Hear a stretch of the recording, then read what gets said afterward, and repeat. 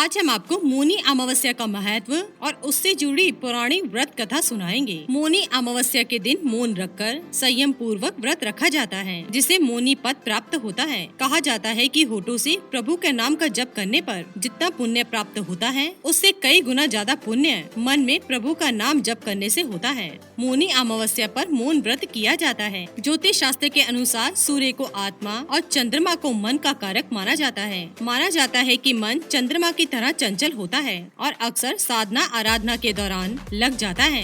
ऐसे में किसी साधना को निर्विघ्न रूप से पूरा करने के लिए मन को नियंत्रित करना आवश्यक होता है। व्यक्ति अपनी सभी इच्छाओं को अक्सर वाणी द्वारा प्रकट करते हैं। ऐसे में मन पर नियंत्रण पाने के लिए माघ मास की अमावस्या के दिन मौन रहकर स्नान करने का विधान है। धार्मिक मान्यताओं के अनुसार इस दिन मन और वाणी पर नियंत्रण रखते हुए स्नान करने से व्यक्ति की सभी इच्छाएं पूरी होती हैं और उसे मोक्ष की प्राप्ति होती है। इस दिन भगवान विष्णु और पीपल के वृक्ष की पूजा की जाती है। इसके पीछे का कारण हमें मिलता है मौनी अमावस्या की कथा में। तो आइए जानते हैं मौनी अमावस्या की कथा। प्राचीन समय की बात है। कांचीपुरी नगरी में देव स्वामी नाम के एक ब्राह्मण अपनी पत्नी धनवती और 7 पुत्र एवं और एक पुत्री के साथ निवास करते थे। उनकी पुत्री का नाम था गुणवती।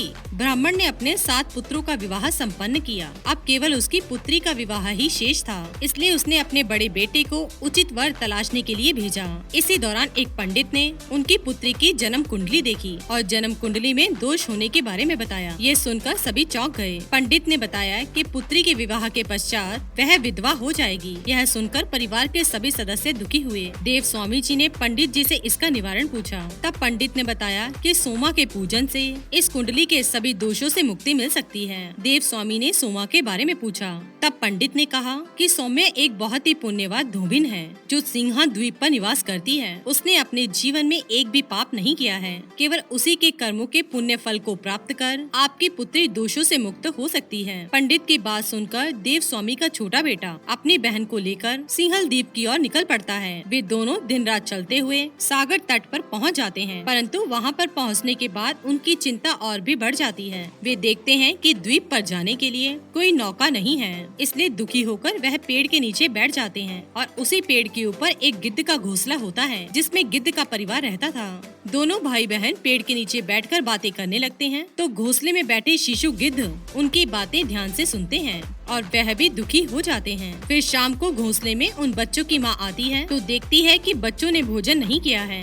गिद्ध के बच्चे माँ से कहते हैं, माँ नीचे बैठे भाई बहन बहुत ही दुखी हैं, उनकी समस्या का निवारण करो, तभी हम भोजन करेंगे। बच्चों की बात सुनकर गिद्ध देव स्वामी के पुत्र पुत्री की मदद करने का वचन देती है। उसके पश्चात बच्चे भी भोजन कर लेते हैं। फिर दूसरे दिन गिद्ध माता दोनों भाई बहनों को सिंघल द्वीप पर पहुंचा देती है। वहां पर पहुंचने के पश्चात दोनों भाई बहन सोमा को प्रसन्न करने के लिए एक योजना बनाते हैं और रोज उनके जागने से पूर्व ही घर को साफ कर लीप देते हैं। सुबह जब सोमा अपना घर देखती है तो अपनी सभी बहू से पूछती है, सुबह उठकर घर को कौन साफ करता है? तो बहुएं झूठी प्रशंसा पाने के लिए कहती है, हमारे अलावा कौन करता है, हम ही हर रोज उठकर साफ करते हैं। लेकिन सोमा को इस बात पर विश्वास नहीं होता और फिर एक दिन सोमा जल्दी सुबह उठकर देखती है कि देव स्वामी की बेटी ये सब काम कर रही है। यह देखकर सोमा बहुत ही प्रसन्न होती है और देव स्वामी की बेटी से इसका कारण पूछती है। देव स्वामी की बेटी सारा किस्सा सोमा को सुनाती है और अधिक आग्रह करने पर सोमा उनके साथ चलने के लिए राजी हो जाती है।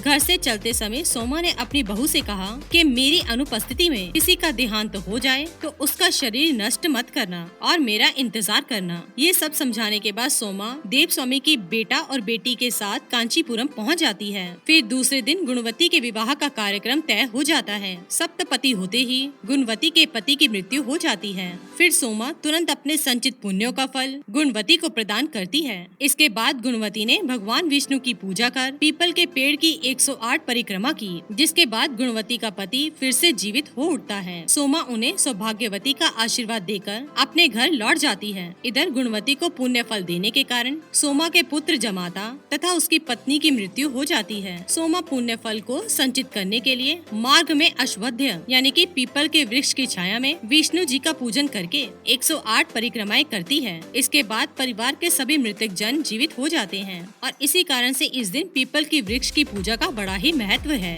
तो दोस्तों, ये थी मौनी अमावस्या से जुड़ी कथा।